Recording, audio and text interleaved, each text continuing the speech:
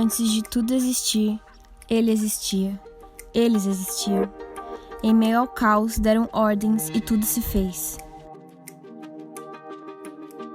Terra produza vegetais, plantas, sementes, árvores e frutas, seres vivos de diferentes espécies, rebanhos domésticos e animais selvagens.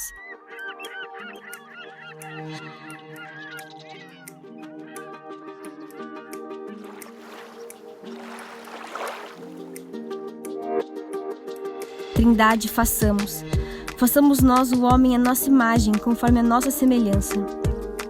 No sexto dia de criação, do pó da terra fez o primeiro homem, Adão, palavra derivada do hebraico que significa terra e vermelho.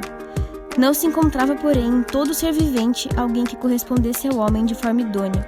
Não era bom que ele vivesse sozinho. Então, de sua costela fez-se Eva, mãe de toda a humanidade. Os dois estavam destinados a se unir, tornando-se uma só carne, desfrutando de todas as alegrias e belezas criadas por Deus. Viviam em comunhão com o Senhor, cultivando e cuidando do Éden.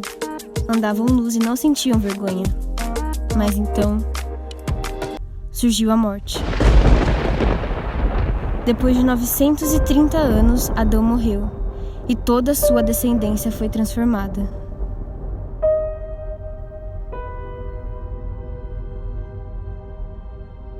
O relacionamento íntimo que antes estabeleciam com o Senhor foi severamente abalado.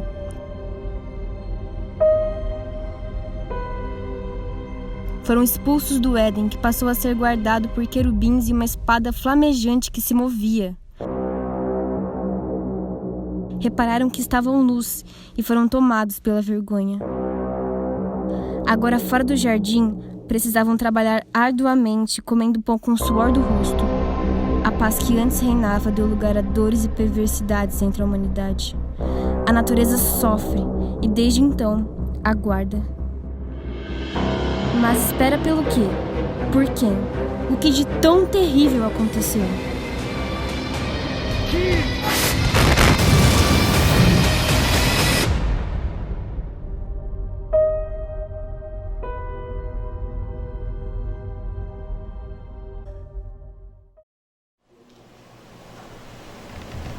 Boa tarde.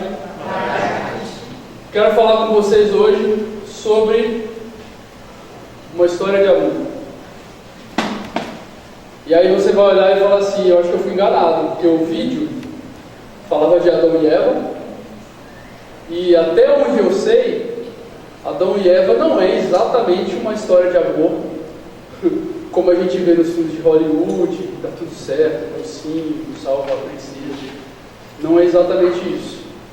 E para ser bem honesto, eu preciso confessar uma coisa para vocês, que Adão era um dos caras que estava ali na lista de a perdoar, na minha lista.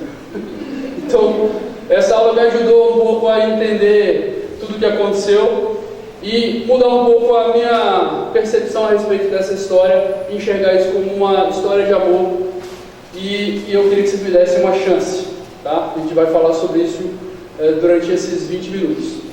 Mas a gente precisa começar do princípio, da criação. E aí, pensando na criação, para você que de repente não teve a chance de ler Gênesis de 1 a 3, 1 a 4, a gente vai ter um super fast forward, super rápido de criação aqui nesse momento, certo? Então vamos lá. No primeiro dia, Deus dividiu o céu e falou, daqui para cá é céu, daqui para cá é terra. No segundo dia ele dividiu terra para um lado, água para o outro, e aí a gente vai acompanhando a barra de progresso. No terceiro dia a gente teve plantas, a gente teve vegetais que foram criados, e no quarto dia a gente então teve peixes, quinto dia peixes, animais, leõezinhos, zebras, toda a espécie de ser vivente que a gente conhece. E aí no dia 6 e no dia 7 finalmente nós surgimos, Adão e Eva. Super rápido, né? Talvez, sob a perspectiva bíblica, 6 dias, sobre algumas outras perspectivas, alguns bilhões de anos, mas a gente chegou aí. E, finalmente, no sétimo dia, o Senhor descansou. Deus viu tudo isso, e especialmente para o homem, ele olhou e falou assim,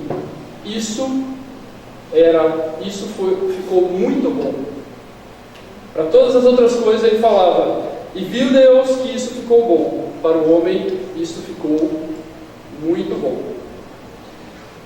Adiante nessa história, Deus colocou nesse jardim, nessa criação, duas árvores. Uma, a árvore da vida. Do outro lado, a árvore do conhecimento do bem e do mal. E nesse contexto estavam Adão e Eva. E é especial porque o Senhor, volta e meia, aparecia nesse jardim, dia a dia, para se relacionar com o homem. E esse relacionamento era próximo. Até que um dia, a serpente chega, convence Eva, Eva convence Adão, Adão cai, come o fruto, e desde então, algumas coisas aconteceram. Isso teve consequências, além da tristeza de Deus, isso teve algumas consequências que a gente consegue sentir ainda hoje, na prática. E uma dessas coisas é o nosso envelhecimento. Todos nós nascemos, crescemos, envelhecemos e morremos. Esse é o nosso ciclo enquanto humanos, esse é o ciclo da natureza. E esse envelhecimento, ele tem uma razão genética, mas antes da gente entender esse envelhecimento, que é uma das consequências do pecado, é importante que a gente entenda sobre um ponto específico que eu vou tratar com vocês. Então vocês imaginem que existe o corpo humano. Dentro do nosso corpo nós temos os nossos sistemas, que é o sistema respiratório, o sistema digestivo, o aparelho locomotor, vários sistemas funcionando para que a gente viva. Dentro desses sistemas nós temos órgãos, nosso fígado, nosso pulmão, e esses órgãos eles são constituídos por células pequenininhas, e o conjunto dessas células evidentemente formam esses órgãos. Dentro dessas células existe um núcleo, um pedaço da célula chamado núcleo, e dentro desse núcleo existe uma molécula que a gente conhece hoje como DNA, que na sigla como a gente conhece, vem da palavra do inglês, mas basicamente significa ácido desoxirribonucleico. Então, se você está para ter um filho, que é um nome diferente, a molécula de DNA foi fotografada primeiramente em 1953. E o DNA ele consiste em todas as informações genéticas que fazem a gente ser quem a gente é. Então, dentro desse DNA está a cor dos seus olhos, está a cor do seu cabelo, está a altura que você vai atingir, está a forma como que o seu cabelo é, se ele é ondulado, se ele é crespo, se ele é liso. E a gente, dentro desse DNA, existem 25 mil genes. Cada um desses genes vai dizer para que serve, ou o que vai ser cada coisinha dentro de você. Isso nos humanos. Tá? 25 mil genes. E todos nós, todos os humanos que a gente conhece, 99,5% do DNA de todos nós é exatamente igual. Então aquilo que faz o Augusto ser o Augusto e diferente de cada um de vocês é 0,5%. Então se algum dia você achar que 0,5% não faz tanta diferença assim, olha para o próximo e vai falar assim, é bem diferente. A forma de pensar, o visual, a forma de entender e interpretar, isso tudo é expresso dentro desses 25 milhões. Se a gente tivesse que colocar todas essas informações genéticas que a gente tem nesse cristalzinho, que pesa 1 grama, que é o DNA, a gente precisaria de 700 terabytes. 700 terabytes. Só para você ter uma ideia do que significa isso, pelo menos o maior pendrive que eu já tive foi de 64 GB.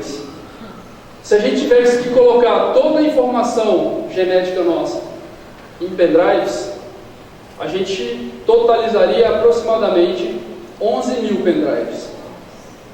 Você precisaria de 11 mil pendrives para colocar todo o seu DNA nessas informações e deixar tudo bem claro.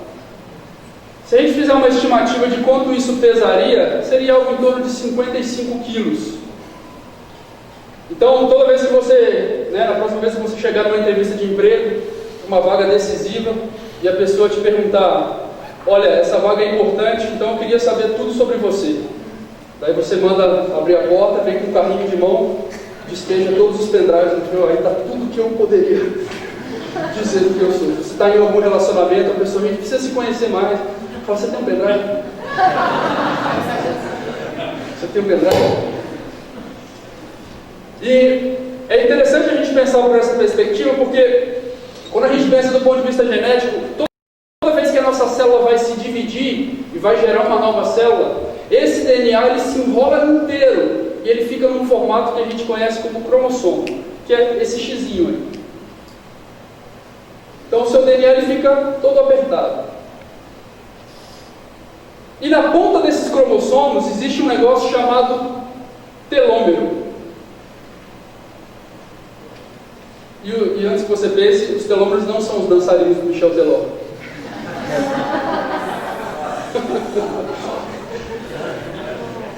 Eu contei essa piada. Tive coragem. E a cada divisão celular, os nossos telômeros vão se achatando, vão diminuindo. Isso significa que toda vez que você multiplica a sua célula, toda vez que uma criança cresce para se tornar um adulto, uma partezinha do seu DNA vai se perdendo no meio do caminho. E aí a divisão chega a um ponto que a divisão celular já não consegue acontecer mais de forma plena. Então as células elas começam a se dividir de forma errada, e a gente envelhece e a gente morre. Até uma hora que a gente não consegue repor tudo que a gente tem ali. E isso é seguramente um dos efeitos do pecado na nossa vida. Por que os nossos telômeros diminuem? Quando a gente olha para Adão, e a gente pode fazer um timeline aqui, imagina que a gente está em 2019, depois de Cristo, então a gente chegando até Cristo dá 2019 anos, aproximadamente. Depois que Cristo chegou, anda mais 3.760 anos para trás, vai ser quando Adão nasceu. E Adão, ele viveu 930 anos. Então ele morreu mais ou menos ali no ano 2830 a.C. E foi por uma mixaria de 511 anos que ele não viu o dilúvio. Para quem viveu 930, 511 estava ali, né? Um grande evento da história da humanidade, ele perdeu por 511 anos. Mas é fato, portanto, que ao viver 930 anos, os telômeros de Adão, eles não se desgastavam tanto quanto os nossos. Hoje em dia nós temos uma expectativa de vida de 85 anos, 90 anos, nos melhores países talvez. Então claramente existe uma diferença entre os telômeros. E o segundo ponto que a gente pode observar é que houve uma alteração do pecado na natureza também, é através dos espinhos.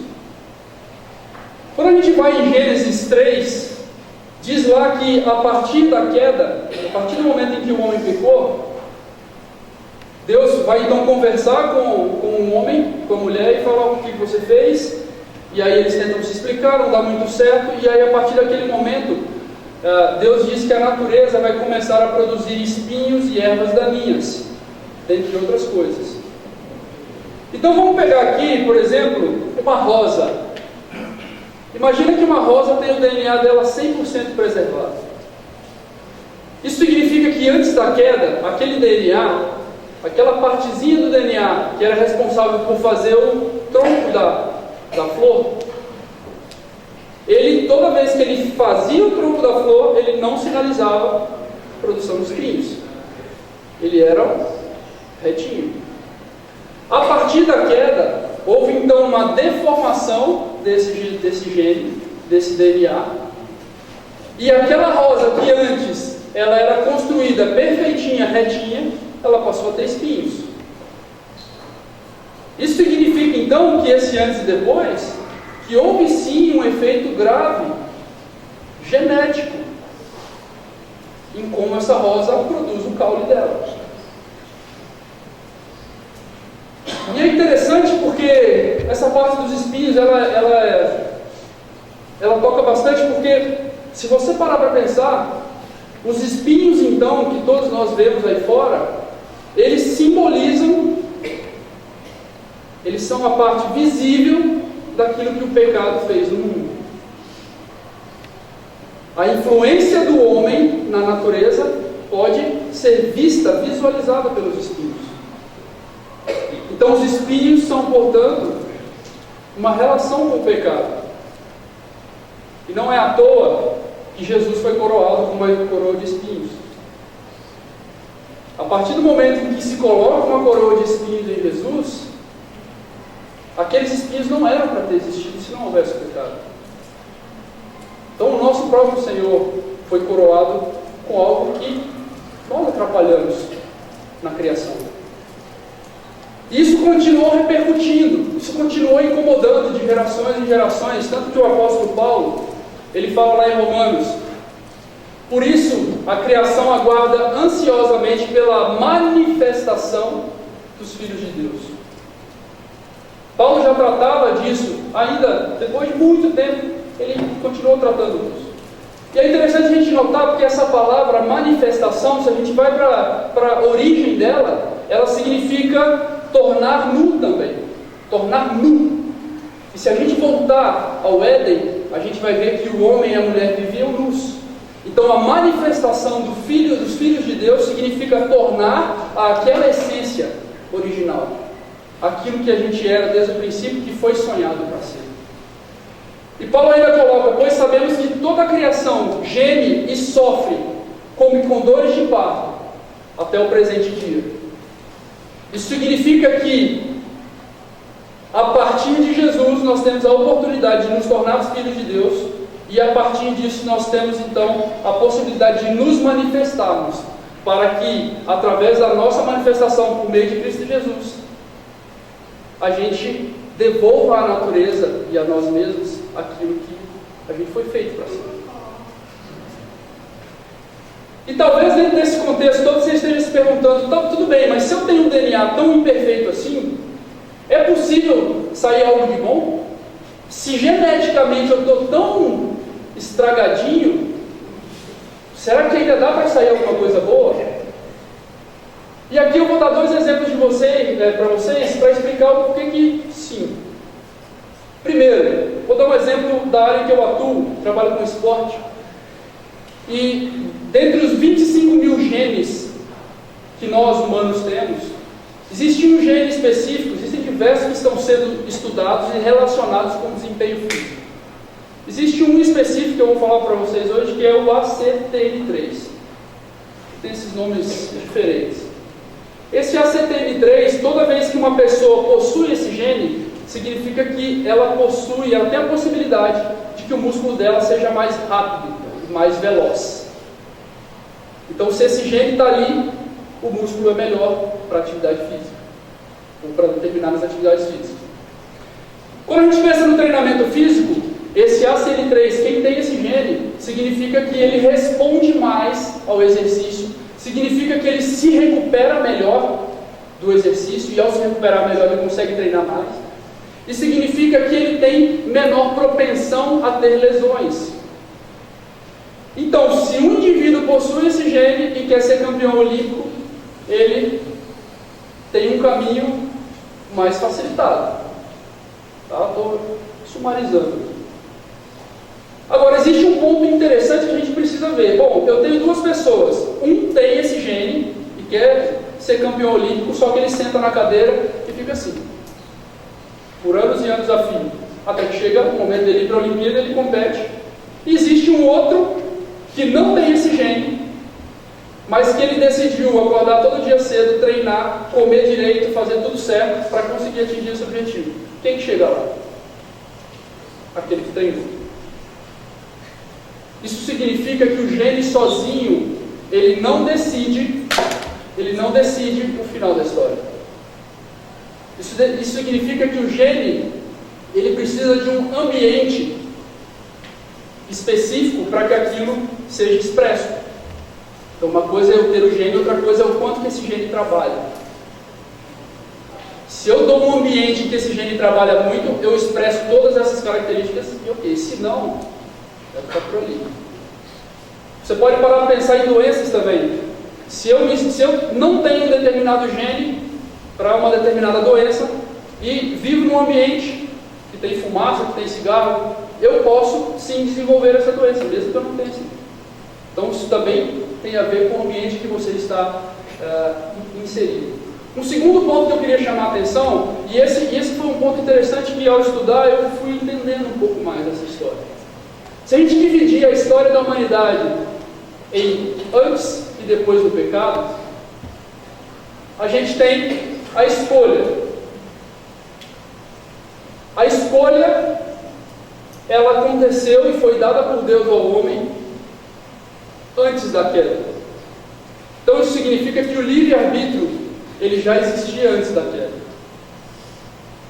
O segundo ponto é que se você olhar antes e depois, no momento em que Adão pegou aquele fruto e decidiu comê-lo, a queda já havia acontecido ou não?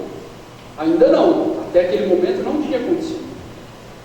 Então, até aquele momento, o DNA de Adão continuava preservado, continuava pleno. Então, isso significa que você ter um DNA absolutamente pleno não te faz escolher melhor. Isso é muito sério. Você ter um DNA todo certinho, todo reparado, não significa que você escolhe melhor, porque Adão teve, e ele não escolheu melhor. E aí, a pergunta que fica é, eu continuo então podendo fazer algo de bom, se geneticamente eu tenho esses defeitinhos no meu DNA? E a resposta é sim. Toda vez que você decide amar, toda vez que você decide perdoar, toda vez que você decide orar, e toda vez que você decide falar, você está decidindo por algo bom. Você está novamente fazendo a sua escolha. E é interessante que quando a gente pega esse falar, só para dar um exemplo, quando a gente fala, a gente se expressa por palavras. E a Bíblia diz que o mundo foi criado por meio da palavra de Deus. Tudo que nós conhecemos se fez por causa da palavra de Deus. Então a palavra de Deus é algo que possui um poder imensurável para produzir tudo que nós conhecemos. Ao mesmo tempo, nós fomos criados à imagem e semelhança de Deus. Isso me faz acreditar, você não precisa concordar com isso, que a imagem e semelhança de Deus também me faz ter uma palavra poderosa. Experimenta durante 2 semanas, ininterruptamente, dar palavras de incentivo às pessoas que estão ao seu redor para você ver o efeito que isso causa no seu ambiente. Só que isso não ocorre de forma involuntária. Você precisa decidir fazer isso. E aí, no final das contas, o que fica para nós é o seguinte, é que apesar das nossas imperfeições genéticas, tudo, voltando ao início da apresentação, pode ser de fato uma história de amor. Tudo pode ser, apesar das dificuldades. Fala mais amor? Como assim? E pode ser amor desde que você decida. Desde que todo dia você saia de casa disposto a amar mais, a perdoar mais, que é a escolha que Deus nos deu. E o amor, ele só existe porque há escolha. Porque se antecipadamente Deus tivesse pré-programado a gente para amá-lo, a gente não teria opção. Então Deus queria um relacionamento tão íntimo que Ele deu a oportunidade da gente olhar para o mundo, olhar para todas as coisas, olhar para Ele e a gente decidir.